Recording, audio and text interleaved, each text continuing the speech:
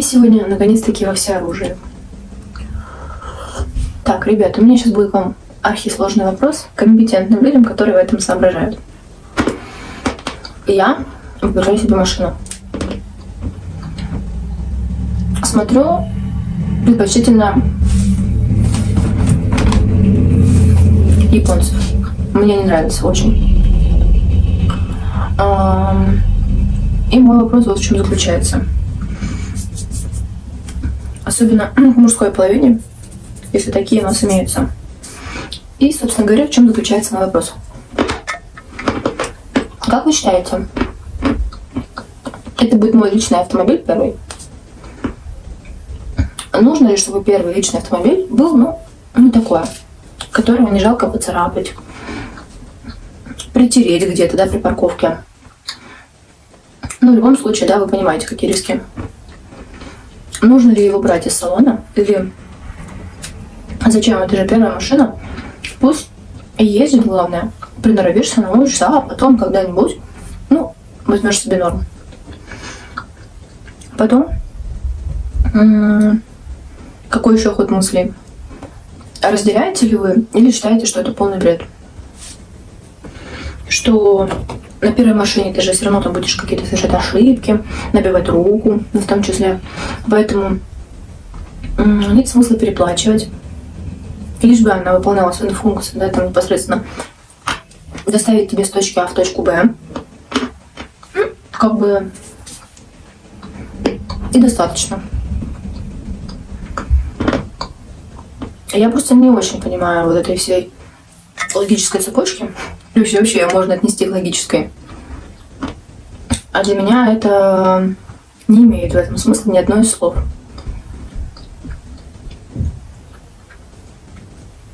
Когда я начинаю озвучивать на канале, либо в Инстаграм какие-то свои предпочтения, понятное дело, находится куча советчиков, которых я не спрашивала. Вот сейчас я спрашиваю непосредственно. Вот я кушаю и спрашиваю вас. Какой у вас взгляд на ситуацию?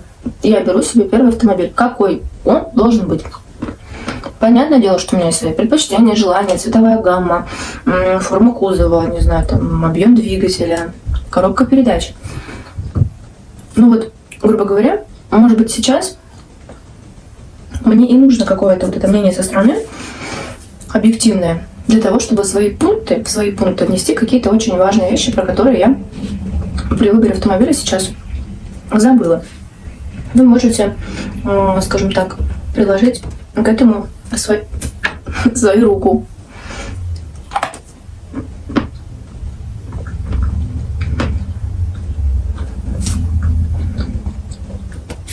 Как относитесь, кстати, к Рено? Мне вот советуют Рено Каптюр, но мне вообще не нравится эта машина. Вот это слово вообще. Даже самой последней комплектации. С панорамной крышей. С этим двухцветным, черный, с каким-то красивым цветом смешанный кузов. И кожа, и рожа внутри. Не лежит у меня душа. Как относитесь к китайцам? Тут этот Хавал, как правильно, Джили. Это тоже по Китаю, да, у нас. Черри. Что еще там есть? Как, кстати, смотрите еще на новую Крету Hyundai. Кстати, в городе, вот где я сейчас нахожусь, очень много Hyundai Крета. Очень. Прямо ее исключительно девчонки берут почему-то. Хотя такая достаточно... не сказала бы, что прям женская машина. По мне так мужская больше. А вчера еще, кстати, советовали мне Renault Arcana.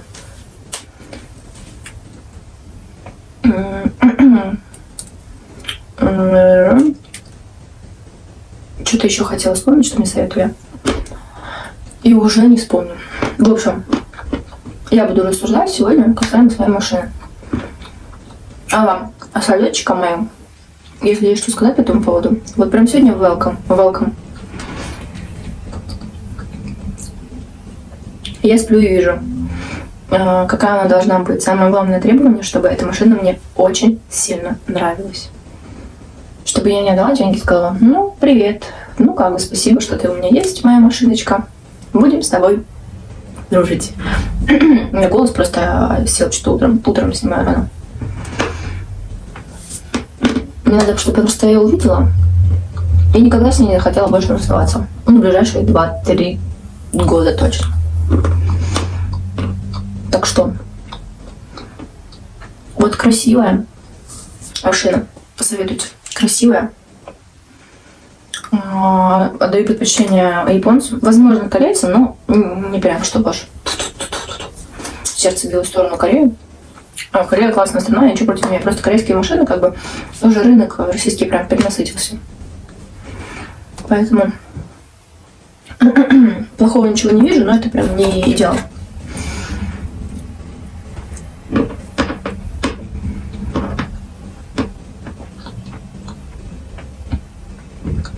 Потом,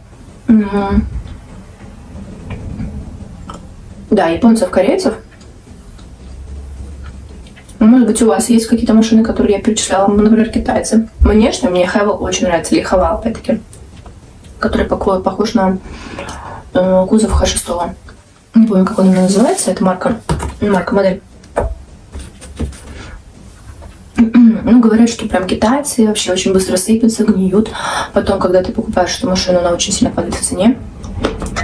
Да, кстати, я хочу из салона. Мы не рассматриваем это с рук, с ног. Я хочу прийти в салон, выехать из салона и все, и радоваться жизни. Не хочу вот этих каких-то подводных течений. Мне некогда будет заниматься с этим, там что полетело, ехать на автосервис. У меня нет на это времени, желания, я не хочу. Я хочу дать деньги и быть спокойной. Сразу каска и, пожалуйста, не гвоздя, не жезл, как говорится. Так вот, китайцы, ну, очень прям, они сыпятся, они ржавеют. У них очень надежный вот этот сам кузов. Он прям, не знаю, при каком-то малейшем ДТП чуть ли не сыпется, как карточный домик. Конечно, я вот все, что говорят, всегда делю на двое. Но, может быть, опять-таки, в вашей семье, у ваших знакомых хороших, у вас есть китайцы. И как они себя ведут.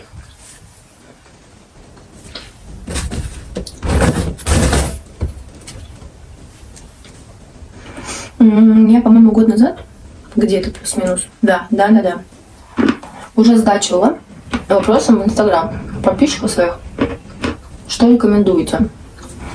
И чтобы вам не соврать, год назад 70% мне говорили Камри, Corolla, ну, в смысле Toyota, тоже японские, да, Honda, Toyota, что мне еще советовали? Volkswagen Polo прям тоже лидировал из седанов, прям галилеой, вообще машина на века. Я отложила практически на год покупку, потому что нужно было заменить мужу машину. Надо было с квартирой все-таки минимально хотя бы мобилизировать. Понять вообще, как у меня будет строиться там мое дальнейшее мое развитие, мой бизнес и прочее. Вот. А сейчас я прям, 100% готова. Я понимаю, что для дальнейшего роста физического, для духовного, финансового, мне нужна хорошая машина. Да и в принципе с 2 детьми мне нужна машина. Я уже не могу с таксистами. О боже. Спасибо тебе за этот кусочек. Он прекрасен. Вот лежат в одной куче, а бывает действительно так, что один прям, мега хорош. Так что, ребята, давайте мне, помогите, ваше экспертное мнение. Или хотя бы, давайте так, какую точно не стоит брать. Вот, опять-таки, опыт, знакомый, личный пример. Вот вы точно знаете, что, вот, Катя, вот эта машина, вообще даже не смотри в ее сторону. Пишите, я буду изучать. По поводу победителей смело в любую точку, которую розыгрыш с повторением видео. Сегодня я приеду в Москву, и там мы с детьми выберем одного из вас. Я все это запишу, естественно, в видео. Вложу, встрою, вмонтирую. Не в это, наверное. Может быть, и в это. Потому что я не знаю, в каком графике я сейчас буду их публиковать. Так что, ребята, с вас советы по авто, а с меня снятие момента обозначения победителя. Доедаю, и надо готовить заказы, потому что я только вернусь. Через, наверное, недели 3 будут работать мои помощники, но я хочу большую часть проконтролировать сегодня отправок. И со спокойной душой в Новый год греться на солнышке и ждать успешно 22 года. О, это тоже был хороший, вкусненький. Так. Вот теперь можно собирать заказы. Добро. Я наелась. Соответственно, можно приступать к распаковке. У меня здесь коробки. Ой, какая-то глина приехала. Я просто забегалась. Сейчас по другим делам нужно убегать, не меловым. Вообще, мысли об этом, и глина тут пришла мне тут как тут. Поэтому сейчас буду вспоминать, что я заказывала. Спасибо, Екатерина. Глина пришла моя. Дождалась меня. Была оставлена около порога, но с ней все в порядке. Так, пакет этот мы попозже посмотрим. Это из прошлой поставки. Здесь пришла, как думаете, какая глина? Можете узнать, вот, кстати, вот так, издалека, догадаться по силуэту, по вот просто формату такому? Я нет, честно, потому что я не глиноед. Это просто расширяю ассортимент из того, что у нас иностранные заказы превалируют сейчас, поэтому заказываю. Так, ребят, это у нас получается голубая Уралка. Если не ошибаюсь, я переспрошу у поставщика. Ну да, такая вот монолитно тяжелая, с корешками нечищенная. Это Уралка, голубая Уралка. Сейчас я вам поближе ракурс потом покажу. И что еще? И не только Уралка, тут еще у нас... Или только Уралка, ребят. Не, 15-16 килограмм же заказывала. Да, только Уралка, все правильно, это уже я. Надо записывать мне. Так, ну что, кто догадался, что это Уралка? Я с трудом вспомнила, что это она. Вот почему она голубая? Она что-то с таким легеньким оттенком, ну не желтого, какого-то другого. Но тем не менее называют ее голубой. Может из-за того, что она в воде меняет свой цвет? Кстати, я ее еще не чистила никогда самостоятельно. Как она там себя ведет, как желтая рассыпается, колется. Буду это делать, естественно, с вами. Такие у нас тут глыбки хорошие. Поменьше, побольше. Ну вот этот кирпич. Кирпич. Вообще по мне так он не голубой, ни капельки. Может у меня что-то, конечно, с цветопередачей моего зрения. Но мне как-то не поворачивается язык назвать ее голубой. Ну действительно. Ну вот этот хорошо еще, согласна. Вот этот вот тут прям какой-то такой к серому ближе. Так, вот тут достать. Ну, вот здесь, вот тут прям, да, хорошо, согласна. Какой-то такой серо-голубой оттенок присутствует. Какое-то красное вкрапление. В меле я привыкла, что оранжевое, а здесь прям ярко-красное. Что это? В общем, мне нужно заниматься изучением глин, потому что мел — это моя стихия. Я знаю все возможные вкрапления, а вот в глине... Так, ну что, давайте поближе, сейчас камеру перенесу. Нет, потом перенесу. Так, от Екатерины у меня есть еще вот такой, получается, пакетик. Тоже здесь ассорти для пробников иностранным клиентам. Я просила, вот смотрите, что у нас нам насобирала нам. Значит, глинка Бриз. Знаете такую? Я? Нет, честно, я по глинам вообще полный ноль. Когда мне что-то есть вопросы, я сразу переадресовываю к девочкам, к Екатерине в последнее время, да, от которой эта посылка и собрана. Глинка, смотрите, чистая. Тут еще маленький такой есть кусочек ассорти. Тут откололась она, малюсенький, вот такой, попробуем.